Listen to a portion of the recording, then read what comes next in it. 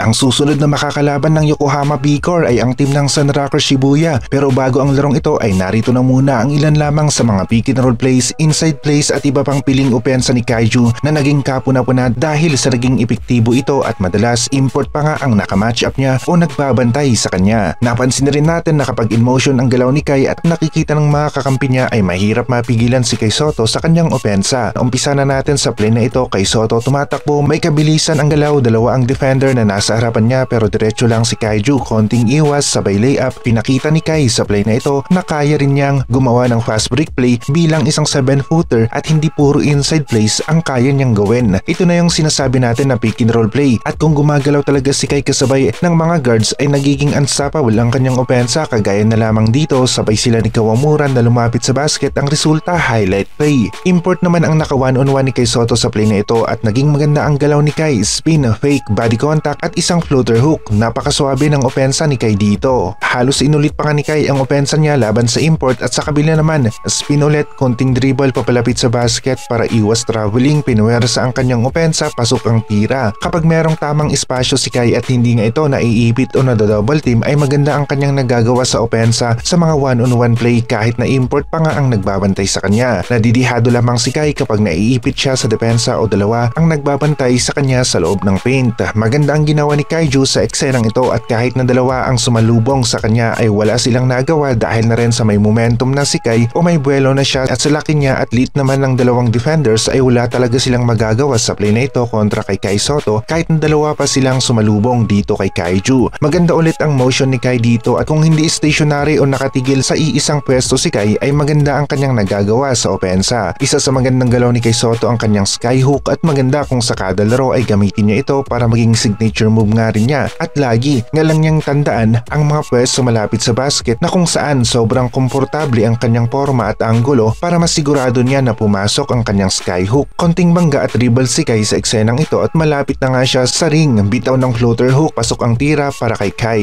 Nagsisimula nga ang magandang opensa ni Kai mula sa magandang pwesto, lalong-lalo na kung malapit ito sa basket, at nagiging unstoppable rin siya kung 1-on-1 ang labanan sa shaded area. Kawamura Kai Sotto pick and roll na naman sa play na ito, at epektibo ang sabayang galaw ng dalawang players na ito, at ito sana ang gusto natin na palaging ginagawa nila. At kung dadagdagan pa nila ng iba pang option o sasabay sa kanilang opensa ang iba pang players ay mas lalong malilito ang depensa ng kanilang kalaban. Dito halos parehas lang, Kawamura Kai Sotto na naman sabay ang paggalaw papalapit sa basket, ang resulta dagdag puntos para sa Yokohama. Maraming mga pick and roll plays sina Kai Sotto at Kawamura, at sa pagkakataon na ito ay mas maganda ang kanilang nagawa, nasira ang depensa ng kanilang kalaban dahil sa motion ni Kai at Kawamura, at highlight play pa nga ang play na ito. Marami ang nagtataka dahil maganda naman ang laro ni Kai at Kawamura pero nadidihado ang kanilang team sa laro. Ang nakita natin na sagot dyan ay mas maraming naipapasok na tres ang kanilang kalaban kumpara sa team ng Yokohama. Sunrockers Shibuya na nga ang makakalaban ni Kai Sotto at ang team ng Yokohama B-Core. Inaabangan na rin ang third game ng SMB at Magnolia dahil sa mas uminit pa nga ang laro at nagkaroon ng konting sagutan sa pagitan ng kampo ni Mo at Calvin na kinasangkutan ng kanilang mga misis at nadala nila ang init mula sa basketball court hanggang sa labas ng court. Naging interesado ang mga fans dito at inaasahan na marami ang manunood sa venue ng laro Smart Araneta dahil kilala na nga ng mga fans si Calvin Abueva. Hindi basta-basta magpapatalo at physical talaga maglaro. Hindi naman makakapayag ang SMB na umubra ang taktika ni Calvin, at may sagot ang mga ito sa bawat kantsaw at mind games niya sa loob ng basketball court. Pwedeng naging mitya sa Magnolia ang eksena sa pagitan ni Calvin at Mo at manalo sila sa game 3, at pwede rin naman na mas lalong nag-init ang SMB at hindi na pagbibigyan ang Magnolia sa game 3. Kahit alin sa dalawang teams ay pwedeng manalo sa game 3, pero ang sigurado tayo ay mas magiging mainit ang game 3 na makakapag-entertain palalo sa mga Filipino basketball fans.